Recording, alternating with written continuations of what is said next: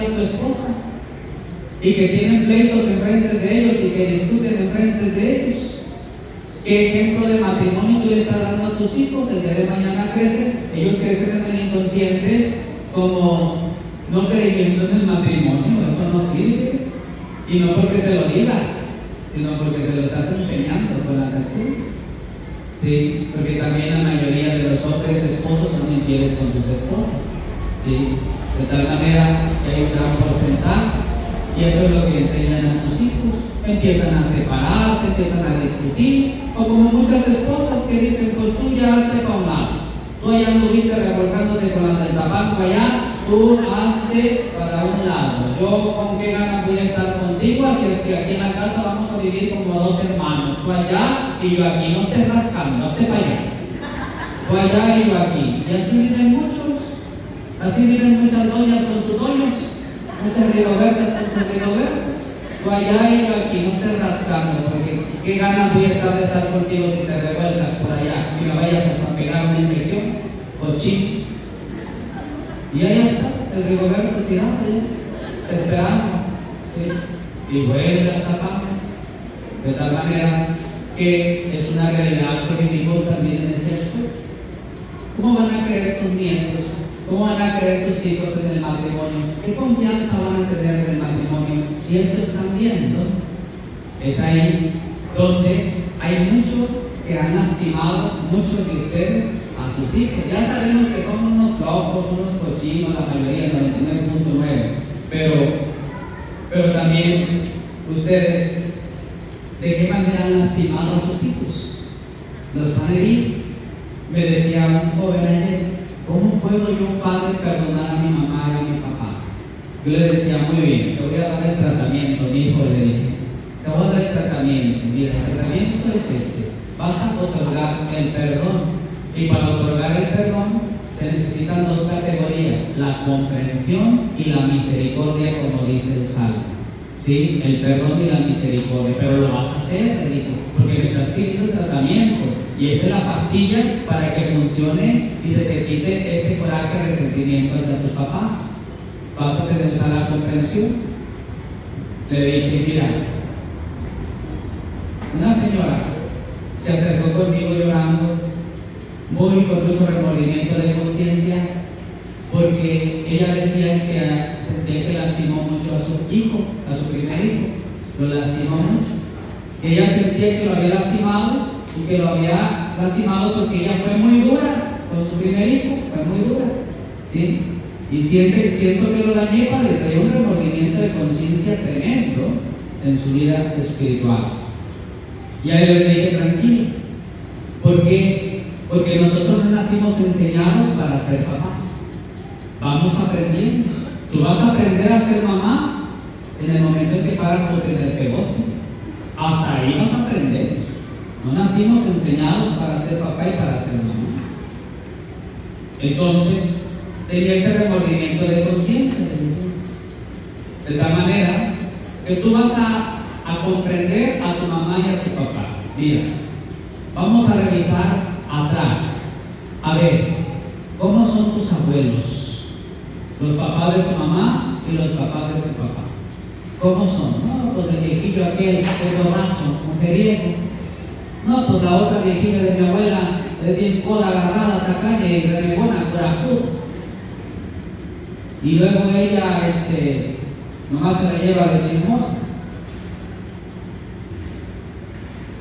Y están casados. No, nomás están juntos. Que yo sepa, no están casados con la iglesia. Vamos revisando, tal vez tu papá y tu mamá no tuvieron unos padres donde se practicaran los valores cristianos. Porque hablar de valores, una vez me dijeron, padre, el director de una secundaria, vaya a hablarle de valores a mis alumnos, ya me dio la puerta con ellos, me decía el director de la secundaria, de la secu, porque ya no es la secundaria, es la secu. ¿Sí? Entonces, vaya a hablarles de valores. Le dije, profesor, no es necesario ahorita hablar de valores a los muchachos. Todo muchacho, toda muchacha y toda persona sobre todo sabe qué son los valores. Todos sabemos qué son los valores. Más bien hay que enseñarles a practicar los valores. Practicarlos. Es que ya no hay valores, claro que ahí están. más bien hay que practicar los valores. Es la ausencia de que no practicamos los valores. El problema no es que sepan cuáles son los valores, ya lo saben, todo el mundo sabe que es un valor. De tal manera que ahí encontramos que no tuvo los mejores papás. Tus papás cuando se casaron bien chiquillos y no estaban preparados ni maduros, con una madurez para ser esposos, menos para ser papás, porque se casaron chiquillos y no estaban preparados ni tenían la madurez para ser papás, estaban inmaduros, estaban verdes. Y luego tus papás en ese tiempo tal vez no tuvieron un encuentro con Cristo, no hacían oración, no tenían una relación con Dios, con Cristo. Tal vez tu papá, tu mamá fue influenciada por malas amistades, no tuvo los mejores amigos, no tuvo tal vez los mejores profesores en su momento que le ayudaran. Y entonces hay que comprender, hay que usar la comprensión. Tenemos que usar la comprensión, hay que comprender, hay que usar la misericordia con tu mamá y con tu papá. Le dije, nadie somos perfectos. ¿Tú tienes novia? Sí. ¿Y has tenido más novias? Sí. ¿Y verdad que tú en algún momento has lastimado a tu novia? Porque de repente te está reclamando que porque estás en línea y con quién platicas, porque con ella no estás platicando. Y te bloquea en la mañana y te desbloquea en la tarde. Y en la tarde te vuelve a desbloquear y te bloquea otra vez en la noche. Y así está. Un control por teléfono, una dominación por teléfono, haciendo capturas de pantallas para decirle en qué momento no estuviste conectado con ella. ¿Has lastimado alguna vez a tu novia mintiéndole? ¿Les has echado alguna mentirita a tu novia? ¿O a tus novias que has tenido? ¿Les has echado alguna mentira? Sí. Y entonces, sí. ¿Y la has regado con tu novia o con tu novia? ¿La has regado alguna vez? Sí. Sí, la he regado.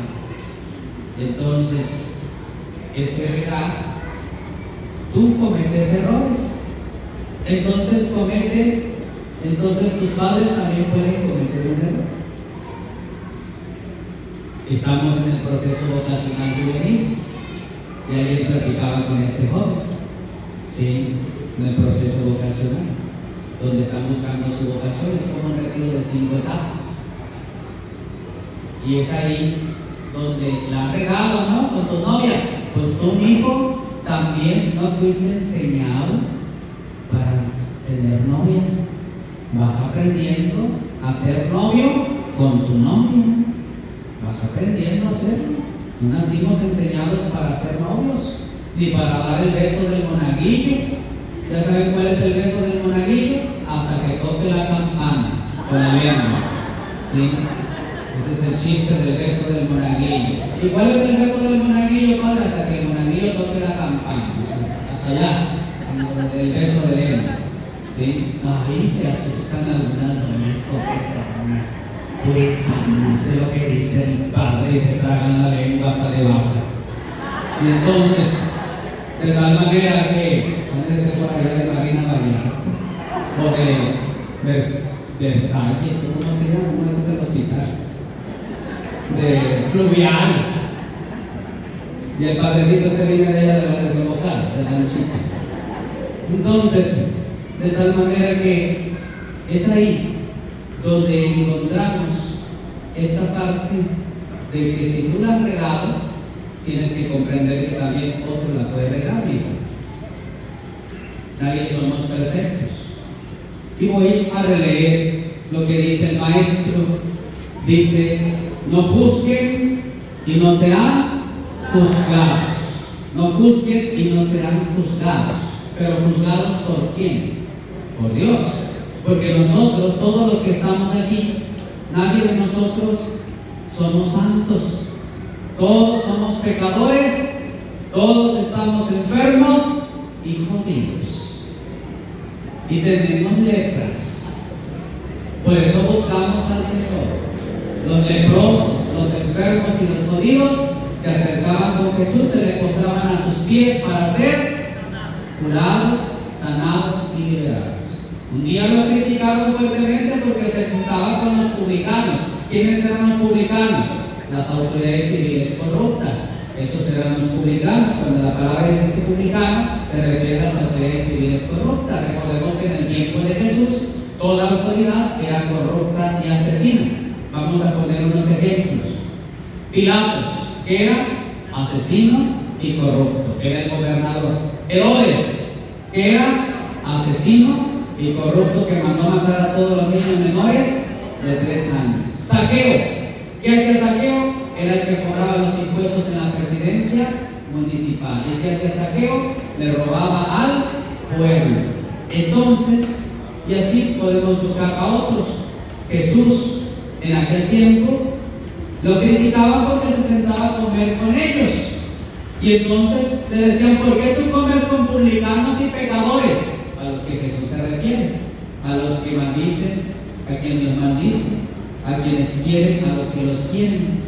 Se juntaba con los pecadores y le decían: ¿por qué tú comes con publicanos y pecadores? Y Jesús, ¿qué dijo? No son los sanos los que necesitan al médico, sino los enfermos. El Señor quería sanar a esos, los quería de su lado, los quería junto a Él.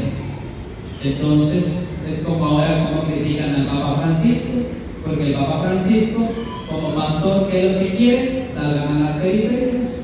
Como pastor, ¿qué es lo que quiere? Vayamos con los más pobres. ¿Qué quiere el Papa Francisco? Que todos estemos dentro de la iglesia. A todos nos quiere dentro. Por eso ha sido juzgado y criticado, que las reglas que saca, que esto y que el otro, porque nos quiere a todos adentro, no nos quiere a nadie afuera.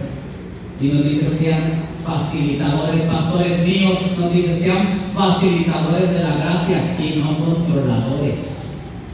No sean como las aduanas en las iglesias, sean facilitadores de la gracia y no controladores, nos dice el Santo Pablo. De tal manera que es ahí donde nos dice: y vuelan la oveja, o sea, anden con las ovejas. De tal manera que es ahí donde encontramos que aquí el único santo es Jesucristo.